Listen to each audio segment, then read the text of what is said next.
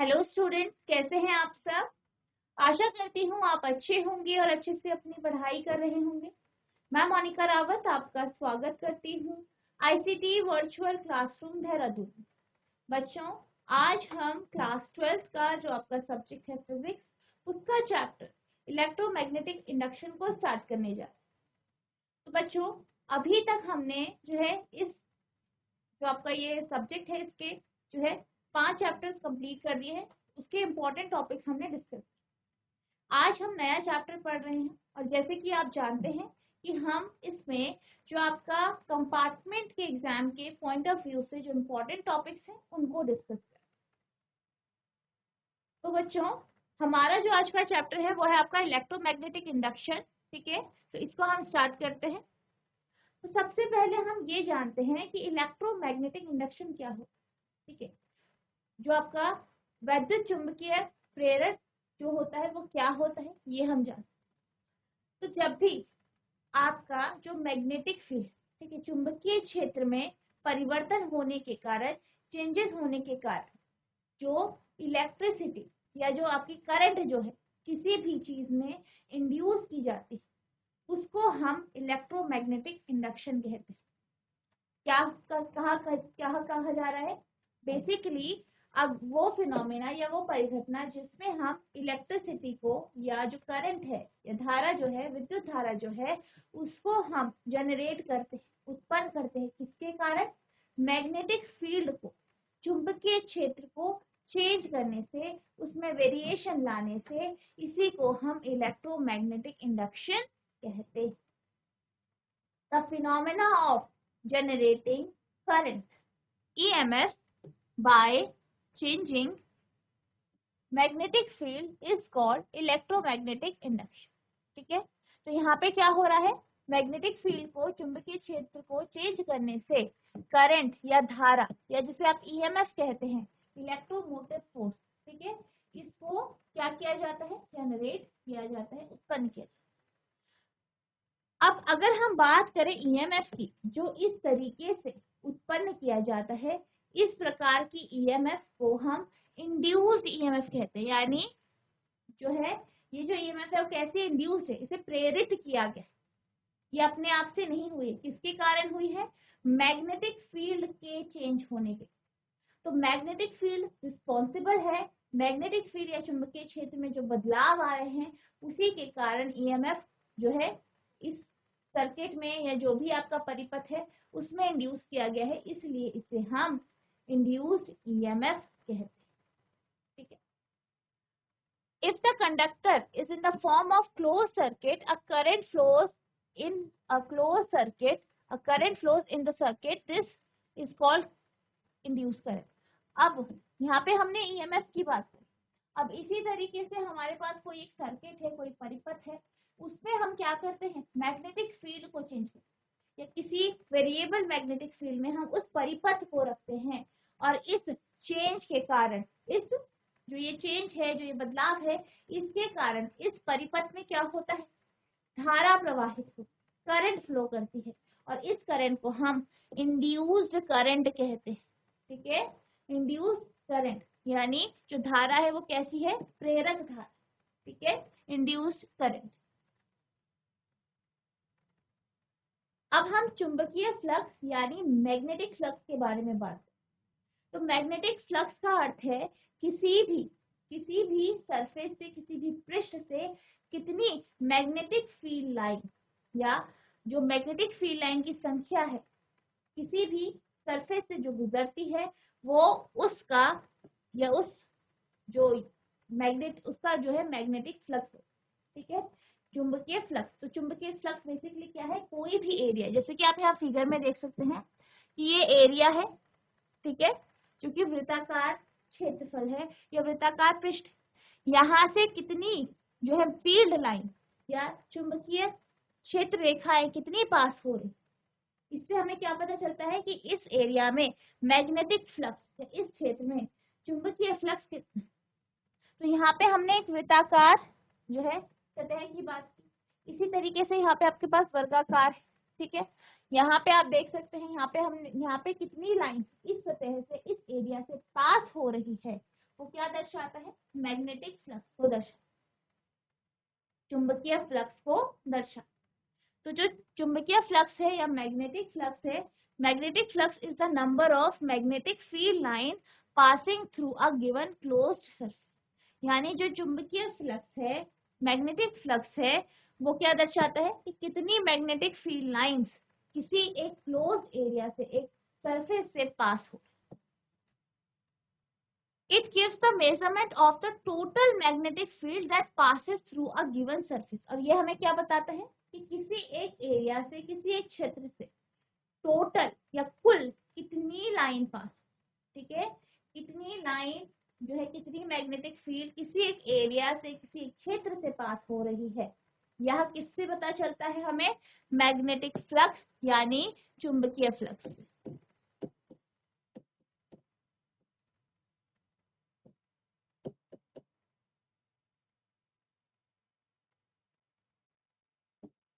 ठीक है, तो मैग्नेटिक फ्लक्स से हमें क्या पता चलता है कि कितनी जो लाइनें हैं वो किसी एरिया से पास। ठीक है, अब हम बात करते हैं मैग्नेटिक फ्लक्स के फॉर्मूले। ठीक है, तो हम यहाँ पे किसकी बात कर रहे हैं कि किसी एरिया से कितनी फील्ड लाइन से, कितनी चुंबकीय क्षेत्र रेखाएं पास हो। तो अगर हम बात करें मैग्नेटिक फ्लक्स की, तो ये हम जो है मैग्नेटिक फील्ड यानी चुंबकीय क्षेत्र B और एरिया कंपोनेंट का क्या होता है? Dot product. ठीक है, तो अगर हम बात करें कि हमारे पास एक सतह है, ठीक है, यहाँ पे आप देख सकते हैं, जिसका एरिया कितना है? इसका क्षेत्रफल A। ठीक है, और मैग्नेटिक फ्लक्स या चुंबकीय जो है, यहाँ पे से चुंबकीय क्षेत्र रेखाएं वो पास हो। तो ये जो चुंबकीय क्षेत्र है उसका मान V है। ठीक है, तो इस क्षेत्र से जो फ्लक्स पास होगा वो कैसा होगा? B dot A। ठीक है, अगर हम एक छोटा सा एरिया, इसका छोटा सा एरिया ले लेते हैं, A है, तो B डॉट A हो जाएगा। ठीक है, ये पूरा एरिया लेते तो आप A ले लेंगे, अगर हम छोटा एरिया लेते हैं तो हमने DA ले लिया है इसका एरिया, तो ये आपका DA हो जाएगा, B डॉट DA। और अगर हम पूरा एरिया ले रहे हैं तो आपका B डॉट A। और आप ये जानते हैं,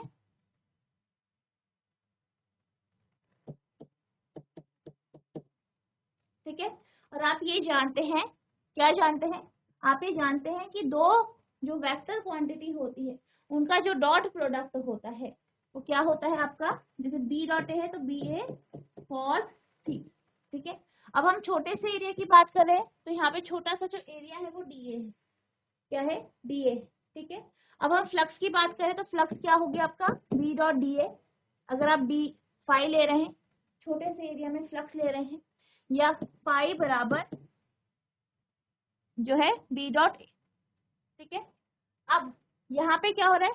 फ्लक्स पास हो रहा है। ठीक है, मैग्नेटिक फ्लक्स है किसी भी मैग्नेटिक फील्ड में। ठीक है, जो कि हमने यहाँ पे क्या लिया है? एरिया, एक स्मॉल एरिया लिया है। कितना लिया है? DA लिया है। तो क्या होगा आपका? B डॉट DA, एक छोटे से एरिया से। अगर हम पूरे एरिया की बात करें तो आप क्या कर देंगे? इंटीग्रेट कर देंगे, इसका समाकलन कर देंगे, इंटीग्रेशन कर देंगे। तो इसका जो फॉर्मूला हो जाएगा वो हो जाएगा फाई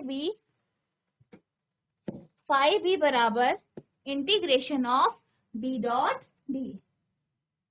अब अगर हम इसकी SI यूनिट की बात करें तो जो आपका मैग्नेटिक फ्लक्स है, जो चुंबकीय फ्लक्स है, इसकी SI यूनिट होती है वेबर और टेस्ला मीटर। ठीक है, वेबर जिसे आप VB से डिनोट करते हैं, या टेस्ला मीटर।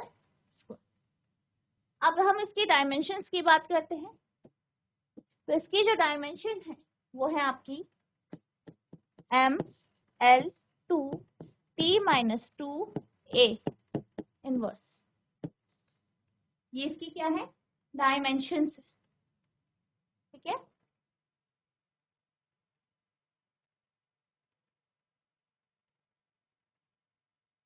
अब जैसे कि मैंने आपको बताया कि अगर हम एक छोटा एलिमेंट ले लेते हैं DA। ठीक है, DA हमने एक एरिया का छोटा एलिमेंट ले लिया है, एक छोटा सा भाग ले लिया है। तो अगर हम इस एरिया से, एक छोटे एरिया से या थोड़े से एरिया से, DA एरिया से, ये DA एरिया है, इससे अगर हम फ्लक्स की बात करें, इससे फ्लक्स गुजर रहा है, ठीक है। तो कैसे लिखेंगे आप, डी फाई बी, यानी ये जो पूरा एरिया है उसका एक छोटा भाग है, ठीक है। तो डी फाई बी बराबर बी डॉट डी ए, और बी डॉट डी ए होता है आपका B d A cos theta. अब यहाँ पे जैसे कि मैंने आपको बताया कि हम क्या करते हैं, बी डॉट डी ए होता है तो बी ए कॉस थीटा हो जाता है। तो यहाँ पे जो थीटा होता है, ठीक है, थीटा क्या है, थीटा एंगल है किसके बीच में, फील्ड लाइन की डायरेक्शन, ठीक है, यानी आपकी चुंबकीय क्षेत्र रेखाओं की जो दिशा है वो, और एरिया वेक्टर जो है, ठीक है, इनके बीच का जो एंगल है वो आपका थीटा, ठीक है। यहाँ पे जो थीटा दर्शाया जा रहा है वो आपका एरिया वेक्टर, यानी जो एरिया है, क्षेत्रफल है, इसकी दिशा, और जो आपकी मैग्नेटिक फील्ड है, चुंबकीय क्षेत्र रेखाएं हैं, उनकी दिशाओं के बीच में जो एंगल बन रहा है उसको थीटा से रिप्रेजेंट किया, ठीक है, यानी इन दोनों के बीच का एरिया। और आप ये जानते हैं कि एरिया क्या है, एक वेक्टर क्वांटिटी है। इसी तरीके से फील्ड लाइंस जो है, यानी मैग्नेटिक फील्ड लाइन जो है वो भी क्या है, या मैग्नेटिक फील्ड क्या है, जो है आपकी वेक्टर क्वांटिटी है, यानी सदिश राशि, यानी इसकी क्या है, डायरेक्शन, ठीक है। और एरिया वेक्टर हमेशा जो आपकी सरफेस है उसके परपेंडिकुलर होता है, ठीक है। तो यहाँ पे आपका d phi B equals to B dot d A equals to B d A cos theta. अब थीटा क्या है, थीटा जो है वो आपका बी और जो सरफेस है, जो सतह है, उसका जो नॉर्मल है, यानी उसकी जो डायरेक्शन है, उसके बीच का एंगल, ठीक है। तो अभी हमने देखा फॉर्मूला, ठीक है। तो फॉर्मूला क्या देखा हमने देखा formula phi B equals to integration of B d A cos theta, ठीक है। या अगर हम बात करें एक उस छोटे से भाग की ले रहे हैं तो d phi B equals to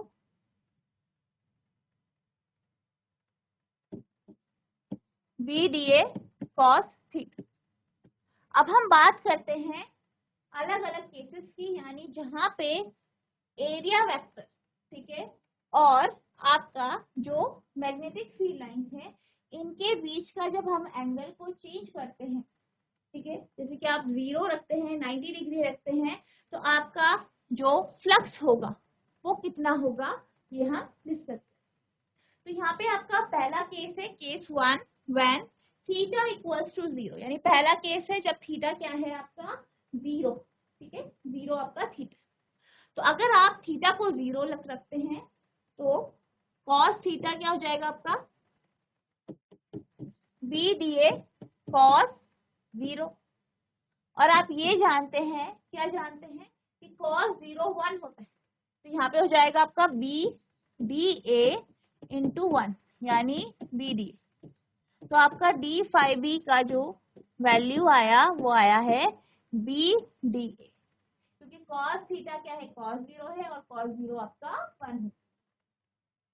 If the area dA is perpendicular to the direction of magnetic field B, then the magnetic flux associated with area will be maximum. तो इससे हमें क्या पता चला कि जब भी थीटा एंगल, यानी वेक्टर, एरिया वेक्टर और मैग्नेटिक फील्ड लाइन की जो दिशा है, इनके बीच में 0 डिग्री का एंगल बनता है। कैसा एंगल बनता है, 0 डिग्री का एंगल बनता है। तो जो आपका मैग्नेटिक फ्लक्स होता है, जो आपका चुंबकीय फ्लक्स है, वो मैक्सिमम होता है, यानी उसका अमाउंट अधिकतम होता है। वो क्या होता है, अधिकतम होता है या सर्वाधिक, ठीक है, जब थीटा का मान 0। इसके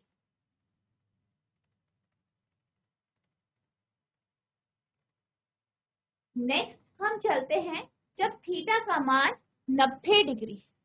तो ऐसे केस में क्या होता है, तो जैसे कि आप जानते हैं कि डी फाई बी बराबर है आपका बी डी ए कॉस 90, ठीक है, कॉस 90 डिग्री। अब d phi B equals to B d A, और आप ये जानते हैं कि cos 90 0 होता है। क्या होता है? 0।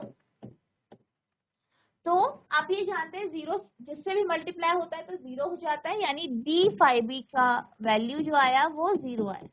इससे हमें क्या पता चला कि जब भी थीटा एंगल 90 डिग्री का हो, यानी एरिया वेक्टर और जो आपकी फील्ड लाइंस है या जो मैग्नेटिक फील्ड है, इनके बीच में 90 डिग्री का कोण बनता है, तो आपका जो फ्लक्स होता है या मैग्नेटिक फील्ड लाइन जो इस एरिया से पास हो रही है वो 0 होती है। ठीक है, यानी कैसे हो जाती है? 0 हो जाती है।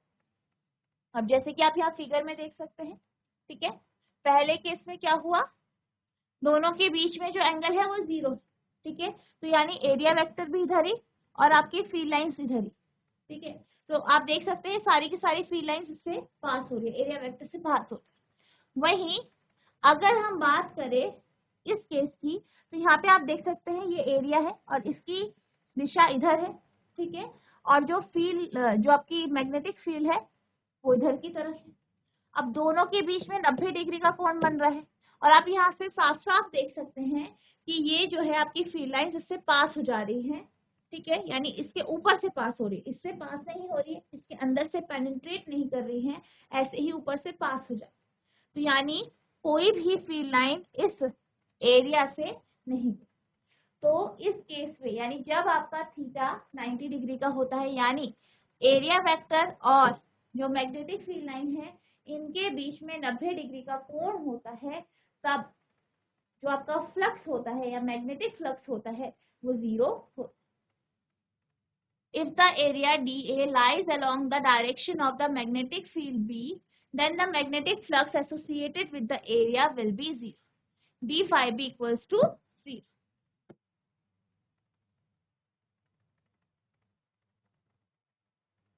अब हम बात करते हैं the experiment of Faraday and Henry. तो अब हम हेनरी और फैराडे के एक्सपेरिमेंट की बात, ठीक है।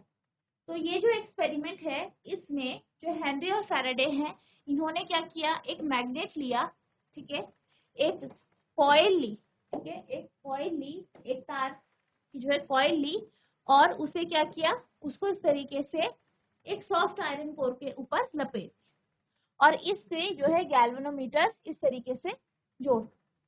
अब उन्होंने क्या किया, उन्होंने अलग अलग एक्टिविटी करी, इन दोनों को लेके अलग अलग तरीके से उन्होंने जो है एक्टिविटी को परफॉर्म। पहले उन्होंने क्या किया, उन्होंने मैग्नेट को ऐसे ही स्थिर रख, ठीक है, इस तरीके से स्थिर रख। अब जब उन्होंने स्थिर रखा फिर उन्होंने इस गैल्वेनोमीटर को ऑब्जर्व किया, इसको देखा, तो उन्होंने क्या देखा कि जो इसका गैल्वेनोमीटर है इस ये जो है ये 0 पे है और इसमें किसी भी प्रकार का डिफ्लेक्शन नहीं हो।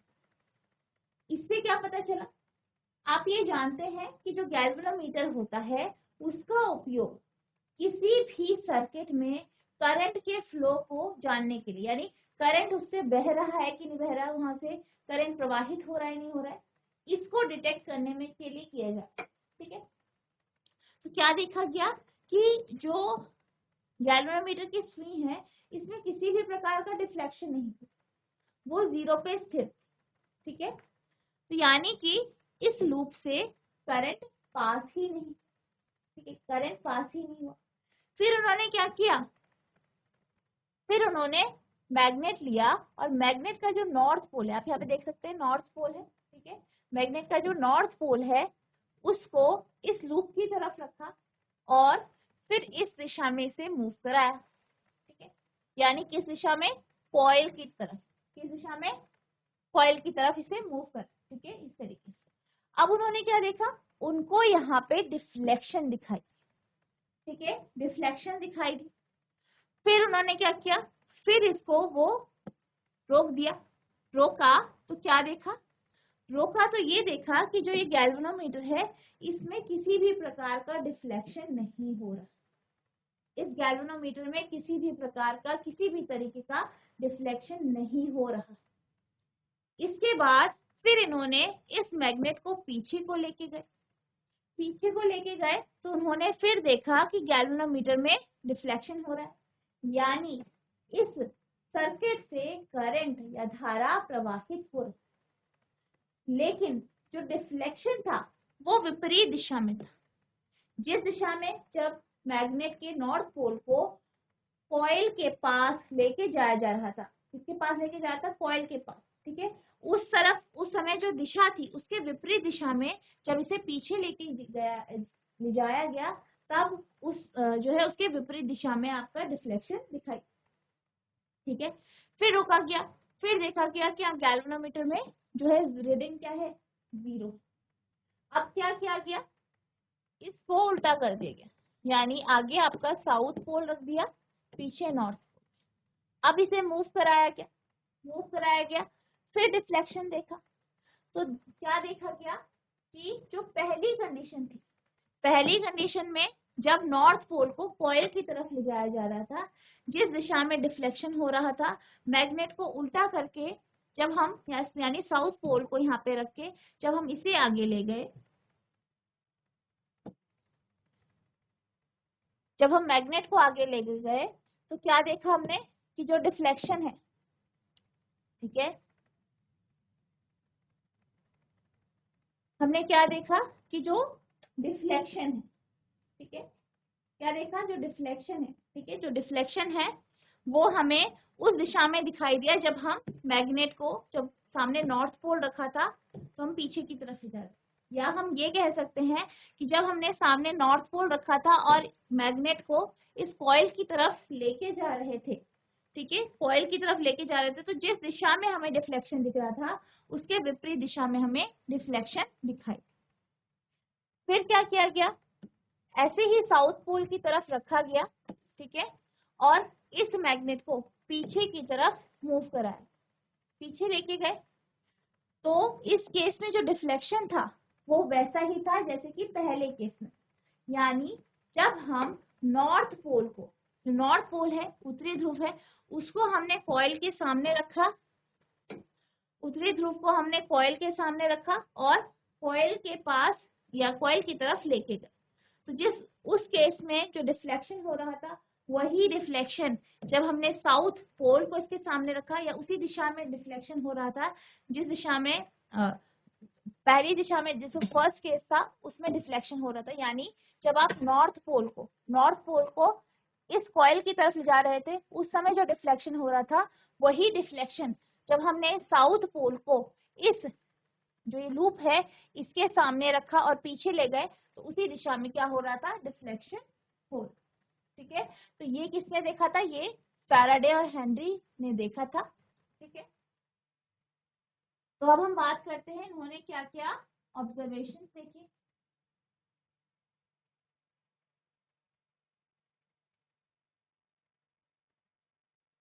Observation: when the bar magnet is stationary, the pointer shows no deflection, okay, and the motion lasts only till the magnet is in motion.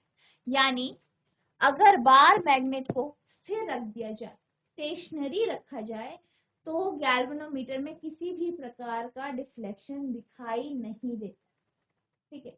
यानी जब तक मैग्नेट मूव कर रहा है, जब तक मैग्नेट मोशन में है, तब तक ही डिफ्लेक्शन दिखाई देता है।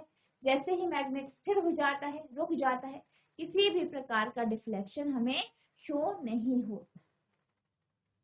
Here, the direction of deflection of pointer depends upon the direction of motion of the bar magnet. अब यहाँ पे क्या हो रहा है कि जो पॉइंटर है उसका जो डिफ्लेक्शन है, ठीक है, उसके द्वारा जो डिफ्लेक्शन किया जा रहा है वो किसके ऊपर निर्भर कर रहा है? बार मैग्नेट की मोशन की दिशा में। जो बार मैग्नेट है उसके मोशन की, उसकी गति की जो दिशा है उस पर निर्भर कर रहा है। क्या निर्भर कर रहा है? गैल्वेनोमीटर का डिफ्लेक्शन, जैसे कि अभी हमने बात करी। When the south pole of the bar magnet is moved or away from the coil, the deflection in the galvanometer are opposite to the observer with the north pole for the similar movement. और क्या देखा गया? ये देखा गया कि जब हम साउथ पोल को, दक्षिणी ध्रुव को, मैग्नेट के दक्षिणी ध्रुव को कॉइल की तरफ लेके जाते हैं या दूर लेके जाते हैं, तो वो विपरीत होता है किसके?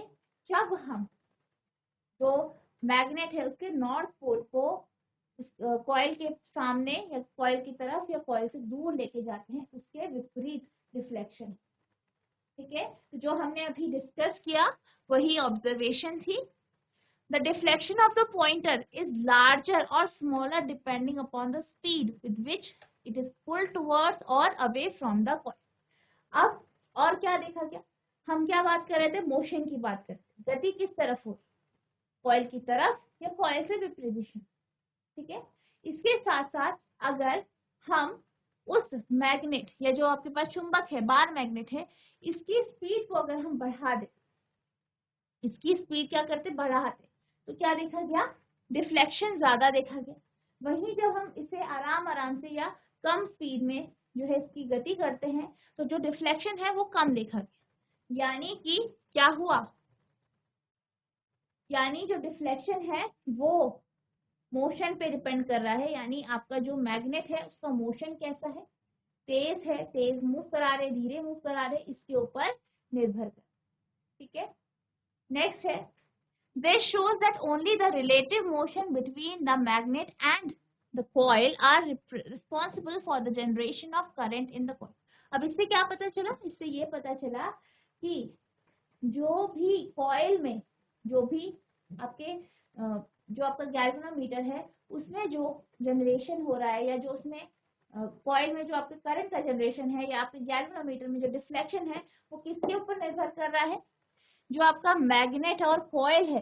ठीक है, चुंबक और जो कॉइल है, इनके बीच में जो सापेक्षिक गति हो रही है इसके ऊपर निर्भर कर रहा है। यानी करंट कितना फ्लो होगा, क्योंकि जो गैल्वेनोमीटर का डिफ्लेक्शन है वो करंट को शो कर रहा है, धारा को शो कर रहा है कि इस सर्किट से या इस परिपथ से धारा प्रवाहित हो रही है कि नहीं हो रही है।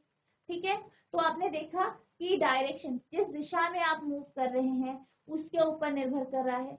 आपने कॉइल के सामने कौन सा पोल रखा है उसके ऊपर निर्भर कर रहा है, और जो मैग्नेट और जो कॉइल है उनके बीच में जो गति है उसके ऊपर ये निर्भर कर। तो बच्चों, आज हमने जो आपका चैप्टर है इलेक्ट्रोमैग्नेटिक इंडक्शन, इसे स्टार्ट किया, जिसमें हमने मैग्नेटिक फ्लक्स देखा, इलेक्ट्रोमैग्नेटिक इंडक्शन क्या होता है ये जाना, और हमने एक्सपेरिमेंट देखा। आई होप आपका जो ये फैराडे और हेनरी का एक्सपेरिमेंट है ये आपको समझ में आया होगा। इसमें आज हमने कुछ की टर्म्स पढ़ी हैं, इनको आपको अच्छे से पढ़ना है, इनके फॉर्मूले अच्छे से देखने हैं, क्योंकि इनके बेस में न्यूमेरिकल बन सकते हैं। और जो आपको अभी तक पढ़ाए गए हैं चैप्टर, जो भी टॉपिक पढ़ाया गया है उसे आपको अच्छे से पढ़ना है। तो बच्चों, आज के लिए बस इतना ही, मिलते हैं अब नेक्स्ट सेशन में, तब तक के लिए thank you and have a nice.